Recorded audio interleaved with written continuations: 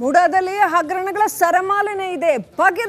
ಬಗೆದಷ್ಟು ಬಯಲಾಗ್ತಾ ಇದೆ ಮೂಡ ಭ್ರಷ್ಟಾಚಾರ.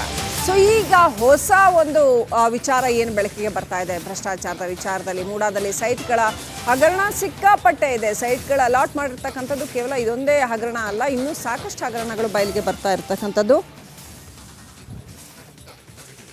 ಲೋಕಾಯುಕ್ತಕ್ಕೆ ಈ ಹಿಂದೆ ಕೂಡ ಗಂಗರಾಜು ಅವರು ದೂರು ಕೊಟ್ಟಿದ್ರು. 2017ರ ದೂರನ್ನು ಆಧರಿಸಿ ಈಗ ಲೋಕಾಯುಕ್ತ ಗಂಗರಾಜು ಅವರಿಗೆ ನೋಟಿಸ್ ನೀಡಿದೆ. 3 ದಿನಗಳ ಒಳಗೆ ವಿಚಾರಣೆಗೆ ಹಾಜರಾಗಬೇಕು ಅಂತ ನೋಟಿಸ್ ನೀಡಿದೆ. ಮೈಸೂರು ನಗರಾಭಿವೃದ್ಧಿ ಪ್ರಾಧಿಕಾರದ ನಡೆದಿರುವಂತಹ ಭ್ರಷ್ಟಾಚಾರ ಪ್ರಕರಣ ಒಂದು ಕಡೆ ಆದರೆ, ಈಗಾಗಲೇ ಪ್ರತಿನಿತ್ಯವೂ ಕೂಡ ಒಂದೊಂದು ಹಗರಣಗಳು ಹೊರ ಬರ್ತಲೇ ಇದೆ. ಈಗ ಸದ್ಯಕ್ಕೆ ಏನು 2017ರಲ್ಲಿ ಕೊಟ್ಟಂತಹ ದೂರಿಗೆ ಈಗ ಜೀವ ಬಂದಿರುವಂಥದ್ದು. ಭಾಳ ಪ್ರಮುಖವಾಗಿ ಹಿಗ್ಗಲ್ ಅಂದರೆ ವಿಜಯನಗರದ ಹೆರಳೆ ಹಂತದ ಬಡಾವಣೆಯಲ್ಲಿ ಮೂಡಾದ ಜಾಗವನ್ನು ಹಿಗ್ಗಲ್ ಪಂಚಾಯಿತಿಯವರು ವಶಕ್ಕೆ ತೆಗೆದುಕೊಂಡು ಮೂಡ ನಿವೇಶನಗಳ ಮಾಡಿ ಹಂಚಿಕೆ ಮಾಡಿದ್ದಾರೆ. ಅದರಲ್ಲೂ ಕೂಡ ಉಳ್ಳವರಿಗೆ ಈ ಒಂದು ಜಾಗವನ್ನು ಕೊಟ್ಟಿದ್ದಾರೆ ಅನ್ನುವಂತಹ ಗಂಭೀರವಾದಂಥ ಆರೋಪ ಕೇಳಿಬಂದಿದೆ. ಈ ಒಂದು ಪ್ರಕರಣಕ್ಕೆ ಸಂಬಂಧಪಟ್ಟ ಲೋಕಾಯುಕ್ತದಿಂದ 18 ಜನ ಅಧಿಕಾರಿಗಳಿಗೆ ವಿಚಾರಣೆಗೆ ಹಾಜರಾಗುವಂತೆ ನೋಟಿಸ್ ಕೂಡ ಜಾರಿಯಾಗಿದೆ. ಈ ಬಗ್ಗೆ ಮಾತನಾಡೋಕ್ಕೆ ಜೊತೆಗೆ ದೂರುದಾರ RTI ಕಾರ್ಯಕರ್ತರಾಗಿರುವಂತಹ ಗಂಗರಾಜ್ ಅವರನ್ನ ಮಾತಾಡಿಸ್ತಾ ಹೋಗ್ತೀನಿ. ಸರ್, ಭಾಳ ಪ್ರಮುಖವಾಗಿ ನೀವು ಕೊಟ್ಟಂತಹ ದೂರಿಗೆ ಇವಾಗ ಜೀವ ಬಂದಿದೆ ಸರ್. ಈ ಪ್ರಕರಣ 2017ರಲ್ಲೇ ಇದು ಮನೆಯಲ್ಲೇ ಬಂತು. ನಾನು ಅವತ್ತೇ ದೂರು ಕೊಟ್ಬಿಟ್ಟು ನಮ್ಮ ಪ್ರಾಧಿಕಾರದ ಆಸ್ತಿ ಇರೋದ್ರಿಂದ ಮೂಡ ಅಧಿಕಾರಿಗಳಿಗೂ ಮತ್ತು ACBಗೆ ಎರಡಕ್ಕೂ ದೂರು ಕೊಡ್ತೀನಿ. ಪ್ರಾಧಿಕಾರದ ಆಸ್ತಿ ಇರೋದು ಅದನ್ನು ಇಮಿಡಿಯೇಟು ನಾವು ಬಡಜನಗಳಿಗೆ ಹಂಚಿಲ್ಲ, ಅಲ್ಲ ಉಳ್ಳವರಿಗೆ ಹಂಚಿರೋದ್ರಿಂದ ಅದು ಅಕ್ರಮವಾಗಿ ಹಂಚಿದ್ದಾರೆ. ಹಾಗಾಗಿ ಅದನ್ನು ಪ್ರಾಧಿಕಾರದ ಆಸ್ತಿ ಆಗಿರೋದು ಅದನ್ನು ಡೆಮಾಲಿಷ್ ಮಾಡಿಬಿಟ್ಟು ವಶಕ್ಕೆ ತೊಗೊಳ್ಳಿ ಆ ಜಾಗನ ಪ್ರಾಧಿಕಾರದ ಆಸ್ತಿಗೆ ಅಂತ ನಾನು ದೂರು ಕೊಟ್ಟೆ. ಆದರೆ ಅಧಿಕಾರಿಗಳು ಯಾರೂ ಸಹ ಇಲ್ಲಿವರೆಗೂ ಕೇರ್ ಮಾಡಲಿಲ್ಲ. 2017ರಲ್ಲಿ ಚಂದ್ರಮ್ಮ ಇದ್ದಾಗ ಡೆಮಾಲಿಷ್ಗೆ ಅಂತ ಆದೇಶ ಮಾಡ್ತಾರೆ, ಅದು ಇಂಪ್ಲಿಮೆಂಟ್ ಆಗಲಿಲ್ಲ ಮುಂದಕ್ಕೆ. ಮತ್ತು ಅದಾದಮೇಲೆ ಕಾಂತರಾಜ್ ಅವರು ಇರ್ತಾರೆ ಕಮಿಷನರು, ಅವರು ಪಂಚಾಯತಿ ಇವರಿಗೆ ಎಲ್ಲರಿಗೂ ನೋಟಿಸ್ ಕೊಡ್ತಾರೆ. ಪ್ಲಸ್ ಅದ್ರ ಜೊತೆಗೆ ಕಾರ್ಪೊರೇಷನ್ಗೆ ಅದಕ್ಕೆ ಕಾರ್ಪೊರೇಷನ್ಗೆ ಹಸ್ತಾಂತರ ಆಗಿದೆ. ಅವರಿಗೆ ಹಸ್ತಾಂತರ ಮಾಡಿರೋದ್ರಿಂದ ಅಲ್ಲಿ ಒಂದು ಖಾತೆ ಮತ್ತು ಕಂದಾಯವನ್ನು ನಿಲ್ಲಿಸಿ ಯಾವುದು ತಗೋಬೇಡಿ, ಇದು ನಮ್ಮ ಪ್ರಾಧಿಕಾರದ ಆಸ್ತಿಗಳು ರಚನೆ ಮಾಡಿದ್ದು ಅಂತ ಹೇಳ್ತಾರೆ. ಸರ್, ಬಹುಮುಖ್ಯವಾಗಿ ಹೇಳ್ಬೇಕು, 96-97 ಸಾಲಿಂದ ಏನಾಗುತ್ತೆ, ಇದು ಇನ್ಕಲ್ ಮಂಡಲ್ ಪಂಚಾಯತಿ ಅಂತ ಇರುತ್ತೆ. ಆ ಮಂಡಲ್ ಪಂಚಾಯತಿಯವರು ಏನು ಮಾಡ್ತಾರೆ, ಕೂದಲು ಒಂದು ಪ್ಲ್ಯಾನ್ ಮಾಡ್ತಾರೆ. ಅವಾಗ ಕೃಷ್ಣಮಾದೇಗೌಡ ಅಧ್ಯಕ್ಷ ಅವ್ರ ನೇತೃತ್ವದಲ್ಲಿ ಮೆಂಬರ್ಗಳೆಲ್ಲ ಇನ್ಕಲ್ ಪಾಪಣ್ಣ ಬೇರೆ ಬೇರೆ ಎಲ್ಲ ಮೆಂಬರ್ಸ್ಗಳು ಇರ್ತಾರೆ. ಅವರೆಲ್ಲ ಸೇರಿಕೊಂಡು ಇನ್ಕಲ್ ಬಡ ಜನಗಳಿಗೆ ಹಂಚ್ಬೇಕು ಅಂತ ಪ್ಲ್ಯಾನ್ ಅಂತೂ ಮಾಡ್ತಾರೆ. ಆದರೆ ಬಡ ಜನಗಳು ತಲುಪಲ್ಲ ಅದು. ಮತ್ತು ಇಲ್ಲಿ ಸೆಕ್ರೆಟರಿಗಳು ಯಾರು ಇದ್ದಿದ್ದಂತಹ ಸವಿತವರು ಮತ್ತು ವೆಂಕಟರಾಜು ಮತ್ತು ಶೇಖರು ಇವ್ರಿಗೂ ಕೊಟ್ಟಿದ್ದಾರೆ. SLO ಇಂದ ಚಂದ್ರಮ್ಮ ಮತ್ತು ಹರ್ಷವರ್ಧನು, ವಿಷ್ಣುವರ್ಧನು ಇವರಿಗೆಲ್ಲರಿಗೂ ನೋಟಿಸ್ ಕೊಟ್ಟಿದ್ದಾರೆ. AWಗಳಿಗೂ ಕೊಟ್ಟಿದ್ದಾರೆ. ಯಾವ ಉದ್ದೇಶಕ್ಕೋಸ್ಕರ ಇವರು ಅದನ್ನು ಒಂದು ಪ್ರಪೋಸಲ್ ರೆಡಿ ಮಾಡ್ಕೊಂಡಿದ್ರು, ಕೊಡಲಿ ಸರ್, ಬಡ ಜನಗಳು ಕೊಡಿ, ಇನ್ಕಲ್ ಬಡ ಜನಗಳು ಕೊಡಲಿ. ಇನ್ಕಲ್ಲಲ್ಲಿ ಎಷ್ಟೋ ಜನ ಇವತ್ತು ಮನೆ ಇಲ್ಲದೆ ಸರ್ 10 ಜಾಗದಲ್ಲಿ ಕೂತಿದ್ದಾರೆ, ಅಂಥವ್ರಿಗೆ ಬಡವರಿಗೆ ಕೊಡಲಿ ಸರ್. ಅದು ನನ್ನ ಉದ್ದೇಶ. ಪ್ರಾಧಿಕಾರದ ಆಸ್ತಿನ ರಕ್ಷಣೆ ಆಗಬೇಕು, ಸಂರಕ್ಷಣೆ ಮಾಡಬೇಕು ಅನ್ನೋದು ನನ್ನ ಉದ್ದೇಶ ಸರ್. Thank you. ಇದಿಷ್ಟು RTI ಕಾರ್ಯಕರ್ತರಾದಂತಹ ಜೊತೆಗೆ ಈ ಒಂದು ಪ್ರಕರಣದ ದೂರುದಾರರಾದಂಥ ಗಂಗರಾಜ್ ಅವರ ಮಾತುಗಳು.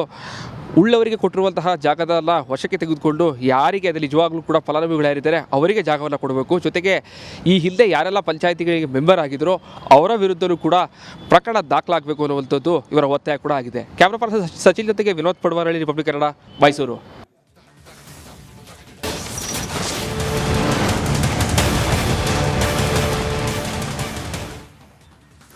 ಮೂಡ ಭ್ರಷ್ಟಾಚಾರ ಕೇಸ್ನಲ್ಲಿ ಮತ್ತೊಂದು ಟ್ವಿಸ್ಟ್. ಡಿಜಿಟಲ್ ಸಾಕ್ಷ್ಯ ನಾಶಕ್ಕೆ ಮುಂದಾಗಿದ್ದಾರಾ ಅಧಿಕಾರಿಗಳು? ಯಾಕೆ ಈ ಅನುಮಾನ ಬಂತು?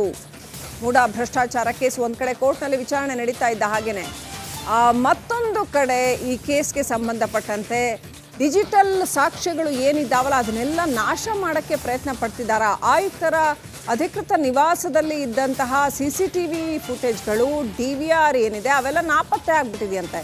ಈಗ ನೋಡಿ, ದರ್ಶನ್ ಕೇಸಲ್ಲಿ CCTV ಫುಟೇಜಿಂದಾನೇ ಸಿಕ್ಕಾಪಟ್ಟೆ ಸಾಕ್ಷ್ಯಗಳು ಸಿಕ್ಕಿರ್ತಕ್ಕಂಥದ್ದು. ಮೂಡ ಕೇಸಲ್ಲೂ ಮುಂದೆ ತನಿಖೆಗೆ ಏನಾದರೂ ಪರ್ಮಿಷನ್ ಕೊಟ್ಟರೆ ಇವೆಲ್ಲ ತೊಂದರೆ ಆಗಬಾರ್ದು ಅಂತ ಅಧಿಕಾರಿಗಳೇನಾದರೂ DVR ಮತ್ತು CCTVಯನ್ನೇ ನಾಪತ್ತೆ ಮಾಡ್ತಾ ಇದ್ದಾರಾ? ಆಯುಕ್ತರ ಮನೆಯಲ್ಲಿ ಇರ್ತಕ್ಕಂಥ CCTV ಇದೆಯಲ್ಲ, ಅಂದರೆ ಯಾರು ಬಂದು ಹೋದರು ಅನ್ನೋದು ಕೂಡ ಗೊತ್ತಾಗದಿರೋ ಹಾಗೆ 8 CCTV DVRಗಳನ್ನು ಅಧಿಕಾರಿಗಳು ತಗೊಂಡು ಹೋಗಿದ್ದಾರೆ ಅಂತ ಹೇಳಲಾಗ್ತಾ ಇದೆ. ಹಿಂದಿನ ಆಯುಕ್ತ GT ದಿನೇಶ್ ಕುಮಾರ್ ಅವರ ಮನೆ ಮೇಲೆ ಈಗ ಅನುಮಾನ ಮೂಡಿರ್ತಕ್ಕಂಥದ್ದು. ಮೈಸೂರಿನ ಕುವೆಂಪು ನಗರದಲ್ಲಿ ಇದ್ದಂತಹ ನಿವಾಸ. ಮೈಸೂರು ನಗರಾಭಿವೃದ್ಧಿ ಪ್ರಾಧಿಕಾರದಲ್ಲಿ ನಡೆದಿರುವಂತಹ ಭ್ರಷ್ಟಾಚಾರದ ವಿಚಾರವಾಗಿ ಈಗಾಗಲೇ ಸರ್ಕಾರ ನಿವೃತ್ತ ನ್ಯಾಯಮೂರ್ತಿ PN ದೇಸಾಯಿ ಅವರ ನೇತೃತ್ವದಲ್ಲಿ ತನಿಖೆ ನಡೆಸ್ತಾ ಇದೆ. ದಿನೇಶ್ ಅವರು ವಾಸವಿದ್ದಂತಹ ಮನೆಯಲ್ಲಿ CCTV ಮತ್ತು CCTV ಸ್ಟೋರ್ ಆಗಿದ್ದ DVR ಅನ್ನು ಅವರು ಹೋಗುವಂಥ ಸಂದರ್ಭದಲ್ಲಿ ತೆಗೆದುಕೊಂಡು ಹೋಗಿದ್ದಾರೆ ಅನ್ನುವಂತಹ ಚರ್ಚೆಗಳು ಈಗ ಸಾಕಷ್ಟು ದೊಡ್ಡ ಮಟ್ಟದಲ್ಲಿ ನಡೀತಾ ಇದೆ. ಈಗ ನೋಡ್ತಾ ಇರುವಂಥದ್ದು ಈಗ ಇದು ಏನು ಇಲ್ಲೇ ಮೂಡ ಆಯುಕ್ತರಾಗಿದ್ದಂತಹ ದಿನೇಶ್ ಅವರು ಇದ್ದಂಥ ವಾಸವಿದ್ದಂತಹ ಒಂದು ಬೃಹತ್ ಮನೆ ಇದು. ಸಾಮಾನ್ಯವಾಗಿ ಸರ್ಕಾರಿ ಅತಿಥಿಗಳು ಬಹಳ ಚೆನ್ನಾಗಿ ಇರುತ್ತೆ, ಆದರೆ ಒಂದು ಯಾರೇ ಕೂಡ ಅಧಿಕಾರಕ್ಕೆ ಬಂದರೂ ಕೂಡ ಮನೆಯೆಲ್ಲ ರಿನೋವೇಷನ್ ಮಾಡಿಸೋದು ಕೂಡ ಒಂದು ಚಾಳಿ. ಸೊ ಹೀಗಾಗಿ ಈಗ ಹೊಸದಾಗಿ ಬಂದಿರುವಂತಹ ರಘುನಂದನ್ ಏನಿದ್ರೆ ಮೂಡ ಆಯುಕ್ತರು ಅವರು ಈ ಒಂದು ಮನೆಯಲ್ಲಿ ರಿನೋವೇಷನ್ ಮಾಡಿಸ್ತಾ ಇದ್ದಾರೆ ಅಂತ ಹೇಳಲಾಗಿದೆ.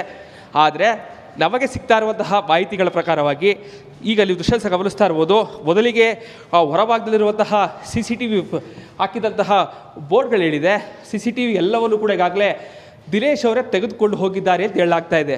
ಈಗಾಗಲೇ CCTV ಹಾಕೋದಕ್ಕೆ ಒಂದು ಸ್ವಿಚ್ಗಳಿರ್ಬೋದು, ಪ್ರತಿಯೊಂದನ್ನು ಕೂಡ ಈ ಒಂದು ಮನೆಯಲ್ಲಿ ಸುಮಾರು 8 CCTVಗಳನ್ನು ಅಳವಡಿಸಲಾಗಿದೆ. ಸದ್ಯಕ್ಕೆ ಯಾವ CCTVಗಳು ಇಲ್ಲ, ಎಲ್ಲವನ್ನು ಕೂಡ ತೆಗೆದುಕೊಂಡು ಹೋಗಿದ್ದಾರೆ ಅನ್ನುವಂತಹ ಮಾಹಿತಿಗಳು ಲಭ್ಯ ಆಗ್ತಾ ಇರುವಂಥದ್ದು. ಈ ಮನೆಯಲ್ಲೂ ಕೂಡ ಈಗಾಗಲೇ ಸಾಕಷ್ಟು ಪೀಠೋಪಗಳನ್ನ ಒಳಭಾಗದಲ್ಲಿ ಕೆಲವೇ ಪೀಠೋಪಗಳು ಇಟ್ಟಿದ್ದಾರೆ.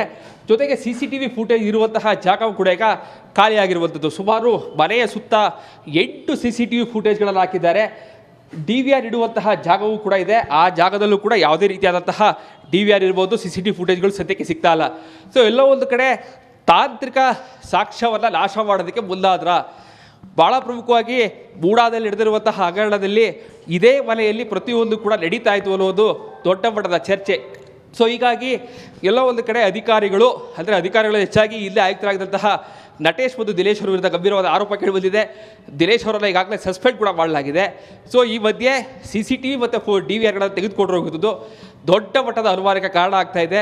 ಈಗ ಬಂದಿರುವಂತಹ ಆಯುಕ್ತರು ಅದನ್ನು ವಾಪಸ್ ತೆಗೆದುಕೊಳ್ತಾರಾ ಅಥವಾ ವಾಪಸ್ ಯಾವ ರೀತಿ ತರಿಸ್ಕೊಳ್ತಾರೆ, ತನಿಖೆಗೆ ಯಾವ ರೀತಿಯಾದಂತಹ ಸಾಕ್ಷಿಗಳು ಲಭ್ಯ ಆಗುತ್ತೆ ಅನ್ನೋದೀಗ ಸಾಕಷ್ಟು ಕುತೂಹಲವನ್ನು ಕೇಳಿಸ್ತಾ ಇರುವಂಥದ್ದು. ಕ್ಯಾಮ್ರಾ ಪರ್ಸನ್ ಸಚಿವ ಜೊತೆಗೆ ವಿನೋದ್ ಪಡೋರು, ರಿಪಬ್ಲಿಕ್ ಕನ್ನಡ, ಮೈಸೂರು. ನಮಸ್ಕಾರ, ಕರ್ನಾಟಕ ಪ್ರೈಮ್ ಟೈಮ್ಗೆ ಸ್ವಾಗತ. ನಾನು ಜಯಪ್ರಕಾಶ್ ಶೆಟ್ಟಿ. ಇಡೀ ಕರ್ನಾಡು ಇವತ್ತು ರೆಬೆಲ್ ಆಗಿ ನಿಂತಿದೆ. ಈ ಹಗರಣಗಳನ್ನು ಸದನದಲ್ಲಿ ಪ್ರಸ್ತಾಪ ಮಾಡಲು ಕೂಡ ಕಾಂಗ್ರೆಸ್ ಹಿಂದೇಟು ಹಾಕಿದ್ದೇಕೆ? ನಿಮ್ಗೆ ಸಂಬಳ ಅದಕ್ಕೆ, ನಿಮಗೆ ವಾಹನ ಅದಕ್ಕೆ, ನಿಮಗೆ ವೆಪನ್ ಅದಕ್ಕೆ, ನೀವು ಅದನ್ನು ಸೆರೆ ಹಿಡಿಬೇಕಾಗಿತ್ತು. ನೀವು ವಿದ್ಯುತ್ ಬರ ಇದೆ ಅಂತ ಹೇಳ್ತಾ ಇದ್ದೀರಿ, ಎಲ್ಲಿ ಬರ ಇದೆ ನೀವು ಹೇಳಬೇಕು. ಪಾಕಿಸ್ತಾನ್ ಆಕ್ಯುಪೈಡ್ ಕಾಶ್ಮೀರ್ ಅದು ಎಂದೆಂದಿಗೂ ನಮ್ಮದು. 40 ಮೆಷಿನ್ಗಳು ತಂದಿತ್ತು ನೋಟ್ ಎಣಿಸುವುದಕ್ಕೆ, ಅದೇ ಹಾಳಾಗಿತ್ತು. ಮಥುರಾದ ಗಲಾಟೆ ಇದೆಯಲ್ಲ, ಅದು ಸ್ಥಳೀಯವಾಗಿ ಕೂತು ಪರಿಹರಿಸಬಹುದಾದಂಥ ಕಾನೂನಿದೆ. ಗ್ಯಾರಂಟಿ ಯೋಜನೆಯಿಂದ ನಷ್ಟ ಆಗಿದೆ, ಲಾಭ ಆಗಿದೆ, ದಯವಿಟ್ಟು ಹೇಳಿ. Dawood Ibrahim most wanted criminal ಯಾವಾಗಾದ ಅಂದರೆ ಇಲ್ಲಿ ತನಕ ಭಾರತ ದೇಶದಲ್ಲಿ ಓರ್ವ ದಲಿತ ಪ್ರಧಾನಿಯಾದಂಥ ಇತಿಹಾಸವೇ ಇಲ್ಲ. ರಿಪಬ್ಲಿಕ್ ವರ್ಲ್ಡ್ ಆಪ್ ಇದು ಕೇವಲ ಅಪ್ಲಿಕೇಶನ್ ಅಲ್ಲ, ಸಮಗ್ರ ಸುದ್ದಿಗಳ ಸಂಪರ್ಕ ಮಾರ್ಗಕ್ಕೆ ಕ್ರಾಂತಿಕಾರಿ ಬದಲಾವಣೆ. ರಿಪಬ್ಲಿಕ್ ವರ್ಲ್ಡ್ ಆಪ್ ಕೇವಲ ಸುದ್ದಿ ಅಪ್ಲಿಕೇಶನ್ ಅನ್ನ ಪರಿಚಯ ಮಾಡ್ತಾ ಇಲ್ಲ, ಬದಲಾಗಿ ಡಿಜಿಟಲ್ ಸುದ್ದಿ ಬಳಕೆಯ ಹೊಸ ಯುಗಕ್ಕೆ ನಾಂದಿ ಹಾಡ್ತಾ ಇದೆ.